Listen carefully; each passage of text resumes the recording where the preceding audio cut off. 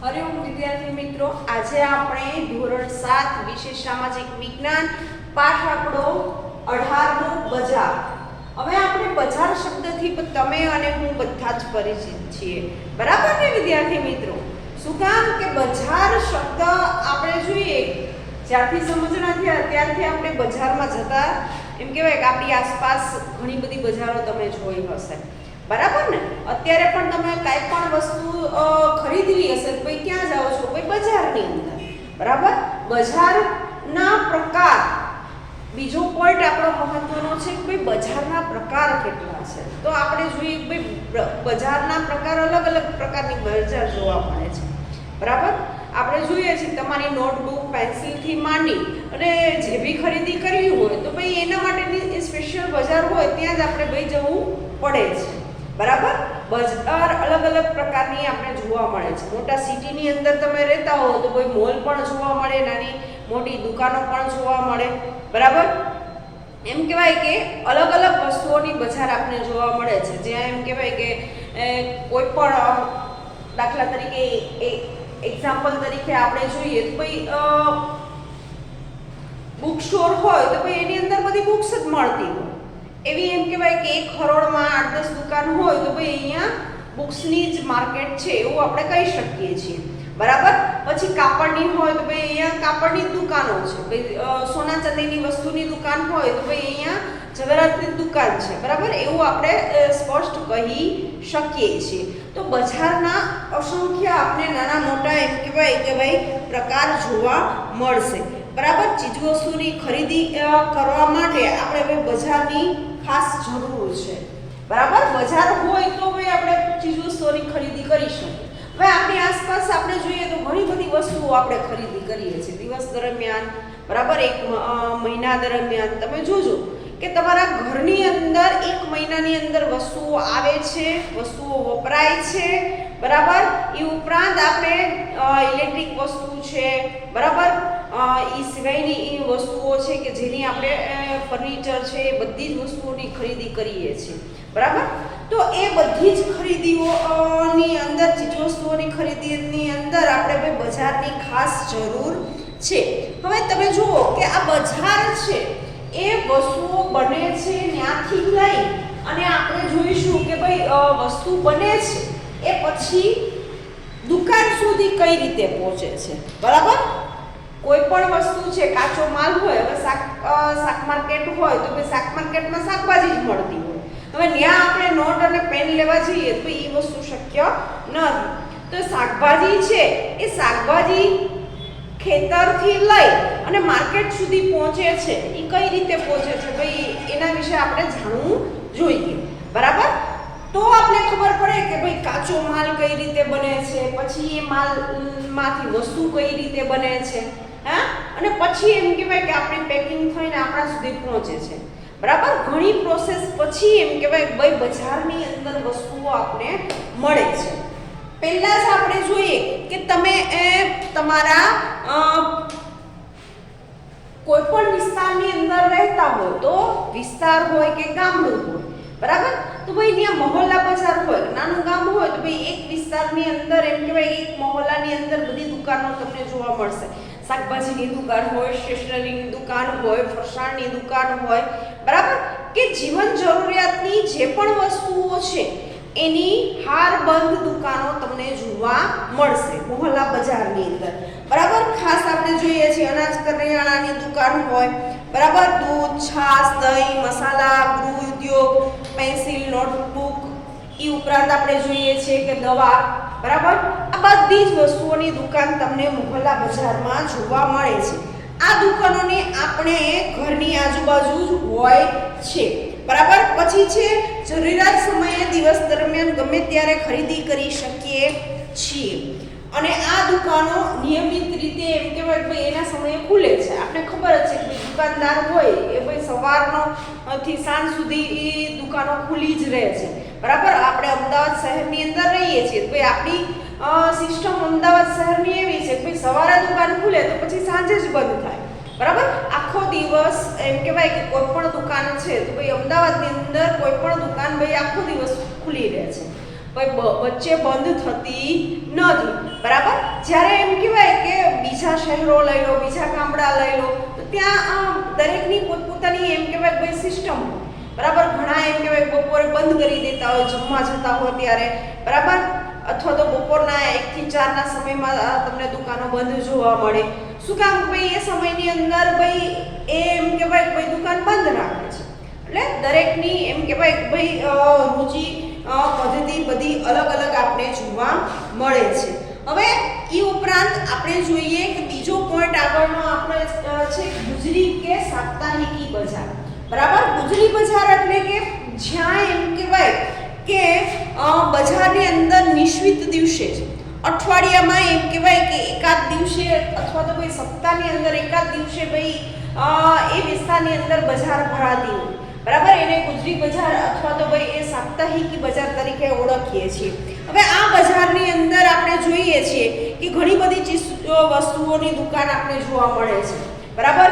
એવા ખાસ કરીને આપણે જોઈએ છીએ ગરીબી રેખા નીચે જે લોકો રહેતા હોય એ લોકો એમ કહેવાય કે ભાઈ આ બજારની એ સંપર્ક કરે છે, બરાબર.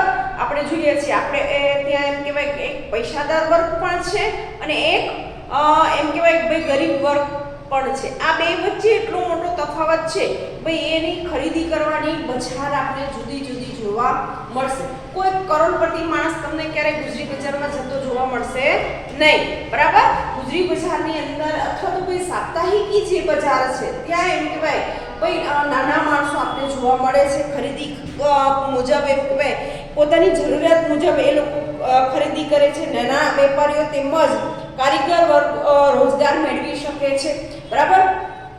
એ ઉપરાંત વેપારીને દુકાનનું ભાડું, વીજળી વેરો, કર્મચારી વેરો, પગાર ચૂકવવો, આ બધી જ વસ્તુઓ આપણે આ બજારની અંદર જોવા મળે છે એવું પણ આપણે કહી શકીએ છીએ. પછી છે શોપિંગ કોમ્પ્લેક્સ અથવા તો ભાઈ મોલ. હવે આ બધા જ આપણે આપણી આજુબાજુ છે જ, બરાબર. આપણે બોપલ વિસ્તારમાં રહીએ છીએ તો ભાઈ ડીમાર્ટ છે, બરાબર. એ ઉપરાંત તમે ઇસ્કોન આગળ જાઓ તો ભાઈ ઇસ્કોન મોલ છે, ઓશિયા મોલ છે. એવા અલગ અલગ જાતના તમને એમ કહેવાય કે ભાઈ શોપિંગ મોલ જોવા મળશે કે જ્યાં તમને એક સાથે ઘણી બધી વસ્તુઓની ખરીદી કરી શકીએ છીએ, બરાબર. મોલની અંદર આપણે ખબર છે કે નાની પેન્સિલ કે સોયથી માંડી અને ઇલેક્ટ્રિકની મોટામાં મોટી આઈટમ આપણે લેવી હોય તો બધી જ વસ્તુઓ, અથવા તો કોઈ ફર્નિચર લેવું છે કે XYZ ઘરની કાંઈ પણ વસ્તુ લેવી છે તો ભાઈ એ આપણે મોલ અથવા ભાઈ શોપિંગ બજારની અંદર આપણે મળી જાય છે, બરાબર. અને આ બજારોની અંદર એમ કહેવાય કે બહુમાળી ઇમારતની અંદર અલગ અલગ ડિપાર્ટમેન્ટની અંદર બધી વસ્તુઓ અલગ અલગ રાખેલી હોય, બરાબર. બુક સ્ટોર અલગ હોય, અનાજ કરિયાણાની વસ્તુ અલગ હોય, કપડાની વસ્તુ અલગ હોય, જેન્ટ્સના કપડાં અલગ હોય, લેડીઝના કપડાં અલગ હોય, બાળકોના કપડાં અલગ હોય. મોલમાં આપણે એમ કહેવાય કે ભાઈ અલગ અલગ એમ કહેવાય વિભાગ જોવા મળશે, બરાબર. ત્યાં અલગ અલગ ચોઈસ દ્વારા તમે ભાઈ મોલની અંદર કેન્દ્ર સ્થાને કોણ હોય છે? ભાઈ ગ્રાહક, જે લેનાર વ્યક્તિ છે એ ભાઈ કેન્દ્ર સ્થાને એને રાખવામાં આવે છે. મોલની અંદર આપણે જે ઈચ્છા પડે એ વસ્તુ આપણે ખરીદી કરીએ છીએ, બરાબર. ટ્રાયલ રૂમની વ્યવસ્થા હોય છે જેના કારણે આપણે ભાઈ ફિટ આવ્યું ના આવ્યું, ગમ્યું ના ગમ્યું એ બધું જ આપણે જોઈને પછી જ ખરીદી કરીએ છીએ, બરાબર. અને આપણા માટે ઘણા બધા ઓપ્શન આપણે મોલની અંદર જોવા મળે છે, બરાબર. શોપિંગ કરતા સમયે આપણે જોઈએ છીએ કોઈ હારબંધ એક જ આઈટમ હોય, દાખલા તરીકે ખાવા પીવાની વસ્તુની અંદર આપણે જોઈશું તો એક્ઝામ્પલ સ્વરૂપે બિસ્કિટ હોય તો બિસ્કિટ જેટલા પ્રકારના આવતા હશે એ બધા જ પ્રકારના મોલમાં તમને જોવા મળશે. ભાઈ ક્રીમવાળા જોઈએ છે, મારે સાદા જોઈએ છે, ઘઉંના જોઈએ છે, બરાબર. તો એ બધી જ વેરાયટી તમને જોવા મળશે. એમાંથી આપણે કોઈ પસંદગી કરી શકીએ છીએ. કોઈ મને તો આ જ ફ્લેવર ભાવે છે, અલગ અલગ ફ્લેવરના મળશે. તો મોલની અંદર કોને ભાઈ મહત્વ આપવામાં આવે છે? તો ગ્રાહકને, બરાબર. બીજું છે વિવિધ બ્રાન્ડની વસ્તુઓ એક સાથે વેચી શકાય છે. ગ્રાહકને પસંદગી કરવાની તક પણ મળે છે. ગ્રાહકને વસ્તુની છાપેલી કિંમત ઉપર વિશેષ વળતર આપે છે. કોણ? ભાઈ મોલવાળા, બરોબર. મોલમાં જે વસ્તુઓ ખરીદીએ છે ભાઈ એ શું કામ ભાઈ ઓછા ભાવે વેચે છે? ભાઈ એ એક સાથે જથ્થો ખરીદનાર વ્યક્તિ છે એક સાથે એમ કહેવાય કે ભાઈ એક ટ્રક જેટલો માલ ખરીદતો હોય તો આપણે ખબર જ છે હોલસેલની અંદર પણ ભાઈ એ વસ્તુ ઓછા ભાવે આવતી હોય, પ્લસ એ માણસ પણ એમ કહેવાય ભાઈ એનું બેનિફિટ લઈ અને ભાઈ વેચી શકે છે. શું કામ ભાઈ જથ્થો એનો વધારે આપણે જોવા મળે છે. બરાબર. ગ્રાહકને વસ્તુઓની છાપેલી કિંમત ઉપર ભાઈ ડિસ્કાઉન્ટ મોટું મળે છે. રોકડ, ક્રેડિટ કાર્ડ કે ડેબિટ કાર્ડ કે નેટ બેન્કિંગ દ્વારા આપણે પૈસા ચૂકવી શકીએ છીએ. બરાબર. નો મોલ હોય કે XYZ અત્યારે આપણે જોઈએ છીએ કે છેલ્લા 2 વર્ષથી નાની અમથી દુકાનની અંદર પણ ભાઈ આપણે ઓનલાઈન પેમેન્ટ કરી શકીએ છીએ. બરાબર. એ સુધારો આવ્યો છે વર્તમાનની અંદર. વર્તમાન પરિસ્થિતિના કારણે એમ કહેવાય કે એ સુધારો આવ્યો. નાની દુકાનની અંદર પણ આપણી પાસે રોકડ પૈસા ના હોય તો ભાઈ તમારા બેંક ખાતામાંથી ડાયરેક્ટ આપણે એવી સુવિધા અત્યારે આપણે એટલી બધી ટેકનોલોજી આગળ વધી ગઈ છે કે એના દ્વારા આપણે ભાઈ પૈસા ચૂકવી શકીએ છીએ. બરાબર. પછી છે એપીએમસી માર્કેટ અને નિયંત્રણ બજાર. હવે એપીએમસી એટલે શું? પહેલા તો આપણે એ ખબર હોવી જોઈએ કે જ્યાં મોટા જથ્થામાં વસ્તુઓ લેવામાં આવે છે. એપીએમસી ને આપણે ગુજરાતીમાં માર્કેટિંગ યાર્ડ કહીએ છીએ. બરાબર. કે ખેડૂત પાસેથી એમ કહેવાય કે ભાઈ એ ત્યાં વસ્તુઓ ઠલવાય છે. ટ્રક હોય, ટ્રેક્ટર હોય કે ટેમ્પા મોડે એમ કહેવાય કે વધારે જથ્થામાં વસ્તુઓ ત્યાં ભાઈ સંગ્રહ કરવામાં આવે છે. ખાદ્ય સામગ્રી હોય, બરાબર, અનાજ હોય, કઠોળ હોય, તો આ બધી જ વસ્તુઓ એમ કહેવાય કે ભાઈ જથ્થાબંધ એપીએમસી માર્કેટની અંદર ભાઈ ઠલવાતી આપણે જોવા મળે છે. ત્યાં એમ કહેવાય કે ભાઈ ખેડૂતોને યોગ્ય વળતર સાથે પોતાની જે પણ વસ્તુ છે, બરાબર, એને યોગ્ય વેચાણ કરી અને ખેડૂતોને ભાઈ પૈસા ચૂકવવામાં આવે છે માર્કેટિંગ યાર્ડની અંદર. બરાબર. આટલા આ ટન વસ્તુ છે ભાઈ, આટલા કિલો વસ્તુ છે તો આપણે ખબર છે ભાઈ એનો યોગ્ય વેચાણ કરી અને ભાઈ પૈસા ચૂકવવામાં આવે છે. પછી ભાઈ માર્કેટિંગ યાર્ડની અંદર એમ કહેવાય કે ભાઈ ગુજરાતની અંદર એમ કહેવાય કે ઘણી બધી સમિતિઓની સ્થાપના કરવામાં આવી છે. બરાબર. ખેડૂતોની જે ખેત પેદાશ છે એ જાહેર હરાજીઓનું વેચાણ કરવામાં આવે છે. જાહેર વસ્તુઓની અંદર એમ કહેવાય કે ભાઈ એની હરાજી થાય છે. હરાજી એટલે કોઈ બધા બોલી લગાવતા હોય ભાઈ હું આટલા આપીશ, હું આટલા આપીશ. બરાબર. એ ઉપરાંત ખેડૂતોને વેપારીનું નૈતિક ધોરણ જળવાઈ રહે છે. પછી ભાવની નિર્ધારણ કરી શકાય છે. ખેડૂતો તેને ખેત પેદાશમાં વધુ સારો ભાવ મેળવી શકે છે. વેપારીઓ ચોખ્ખો અને સારો માલ એક જ જગ્યા ઉપરથી પુરવઠો મેળવી શકે છે. બરાબર. એ ઉપરાંત રેડિયો, ટેલિવિઝન, વર્તમાનપત્ર, ઓનલાઈન મોબાઈલ ફોન ખેડૂતોની ખેત પેદાશ દૈનિક બજારમાં મળી રહે છે.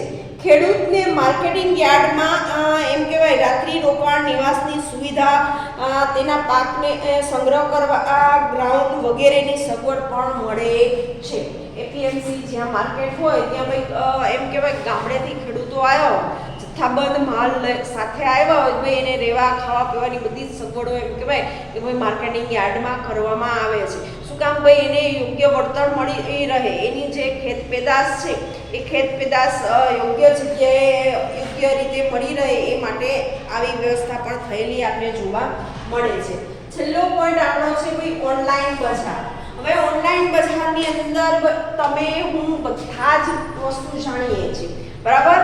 કે વસ્તુઓના ફોટા આપેલા હોય, નીચે કિંમત આપેલી હોય, સાઈઝ આપેલી હોય, બરાબર, ખાદ્ય સામગ્રી હોય તો ભાઈ વજન આપેલું હોય કે આટલા કિલોનો ભાવ આટલો છે, આટલા કિલોનો ભાવ આટલો છે. બરાબર.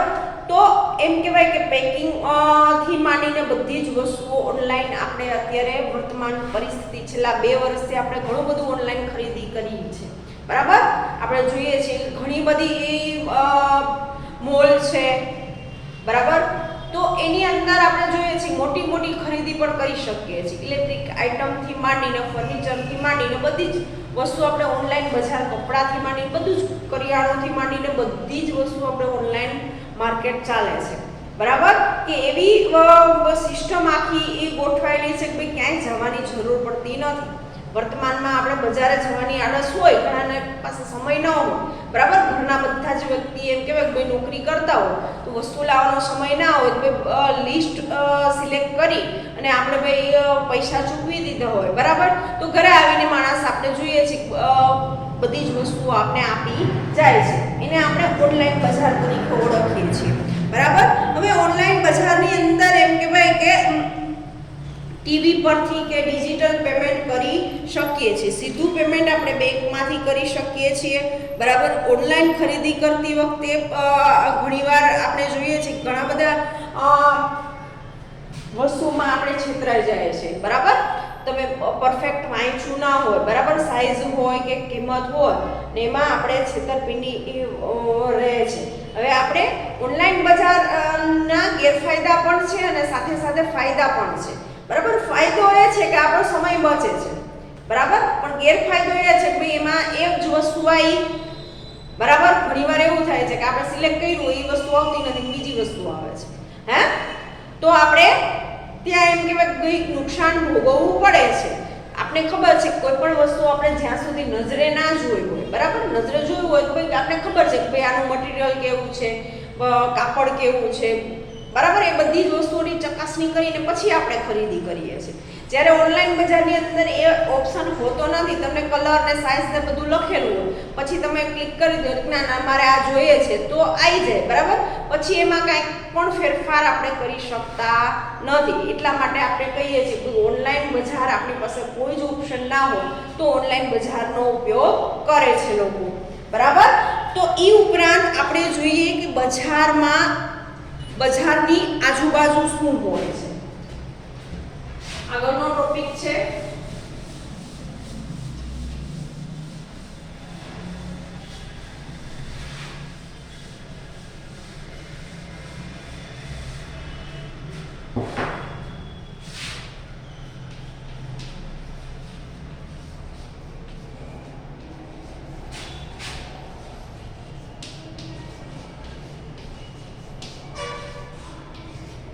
બજારની આજુબાજુ શું હોય છે. આપણે ચીજવસ્તુઓની ખરીદી કરવી જોઈએ એ વિવિધ પ્રકારની બજાર વિશે આપણે અભ્યાસ કરીએ તેમ આ આપણે જોઈએ, બરાબર.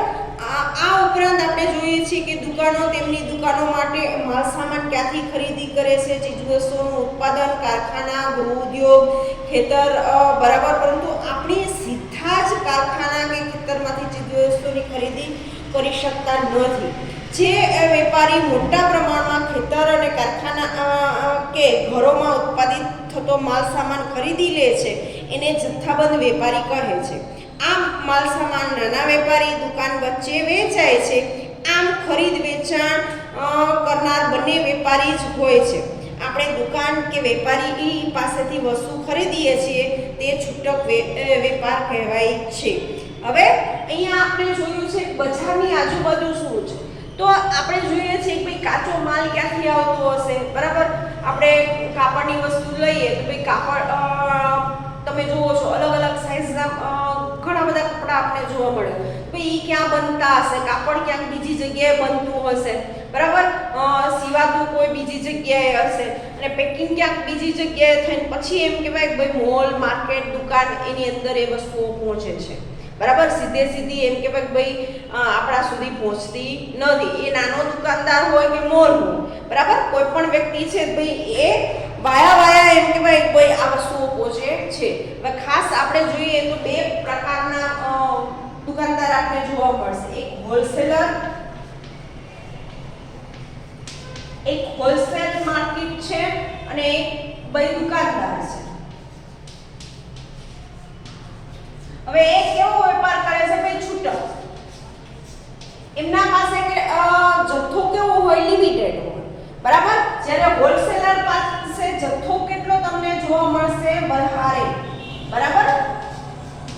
ત્યાં કોઈ પણ વસ્તુ તમે લેશો તો ભાઈ એ વધારે જથ્થામાં હશે. શું કામ, ભાઈ એ મેન જ્યાં કારખાનું હશે, ફેક્ટરી હશે ત્યાંથી માલ ઉઠાવતો હશે, એ પછી નાના વેપારીને આપે છે. જો આ સાયકલ એમ કહેવાય કે ભાઈ સળંગ ચાલતી આપણે જોવા મળે છે અને માર્કેટની અંદર આ જ વસ્તુ થાય છે, બરાબર. એક બીજાને વેચે, બીજો ત્રીજાને વેચે, છેલ્લે એમ કે ભાઈ ગ્રાહક સુધી વસ્તુ આવે છે. ખાસ કરીને આપણે બજારની અંદર કોઈ પણ વસ્તુની ખરીદી કરવા જઈએ છીએ તો દરેક વસ્તુની ગુણવત્તા, ક્વોલિટી, બરાબર, અને પછી જ આપણે પૈસા ચૂકવીએ છીએ. તમે જોજો ગ્રાહકને છેતરવા માટેના પણ ઘણા કિમિયાઓ બજારની અંદર તમને જોવા મળશે. તમે મોલની અંદર તમે જોજો મોટા ભાગની વસ્તુની અંદર આપણે જોઈએ તો કિંમત તમને 99, 999, બરાબર, 9999 આવી રીતે પ્રાઇસ તમને આપેલી હશે. એક રૂપિયો ઓછો. એટલે પહેલી નજરે આ એક ટ્રીક છે બજારની અંદર વસ્તુ ગ્રાહકોને આકર્ષણ ઊભું કરવાની. આ ટ્રીક છે, બરાબર.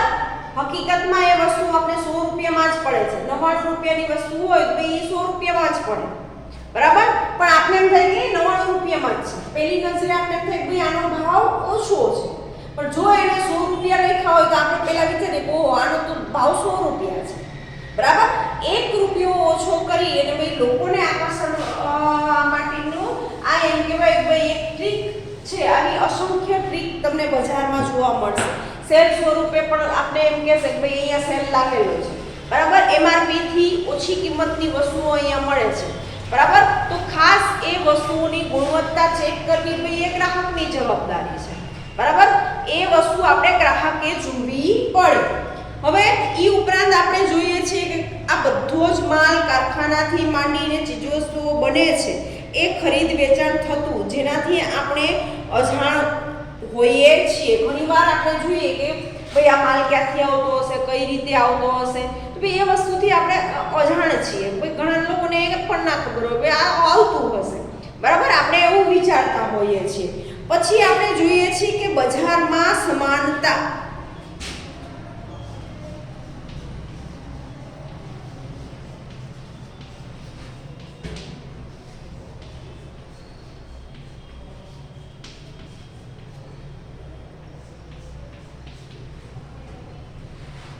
ત્રીજું છે બજારમાં ગ્રાહક.